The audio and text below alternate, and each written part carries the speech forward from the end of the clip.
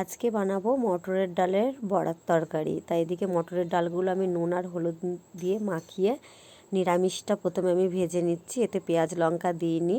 আর এরপরে যেটা বানাবো সেটাতে পেঁয়াজ আর লঙ্কা দিয়ে।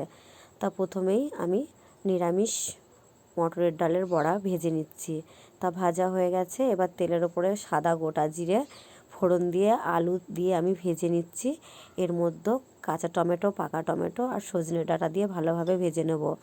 তারপরে আমি আদা, জিরে বাটা, লঙ্কা বাটা মশলা দিয়ে ভালোভাবে কষিয়ে যতক্ষণ না কাঁচা মশলার গ্যাস যাবে ততক্ষণ আমি কষিয়ে নেব। তারপরে পরিমাণ মতন জল দিয়ে এবার ফুটে উঠেছে, আলু সেদ্ধ হয়ে গেছে, বড়ি দিয়ে নামিয়ে ফেললাম। তা এরপরে আমি পেঁয়াজ আর লঙ্কা দিয়ে মাখিয়ে রেখেছিলাম সেই বাকি ডালটা আমি ভেজে নিলাম। এটা যেহেতু নিরামিষ না, যার জন্য পরেই বানালাম। তা এরপরে আমি একটু ডিম ভেজে নেব।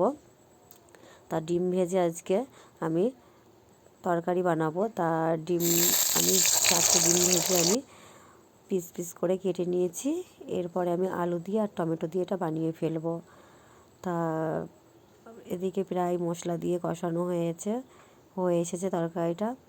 তা বন্ধুরা, কেমন লাগলো আজকে রান্নার ভিডিওটা তো অবশ্যই কমেন্টে জানাবেন। আবার কালকে অন্য কোনো রান্না নিয়ে আসবো। বাই।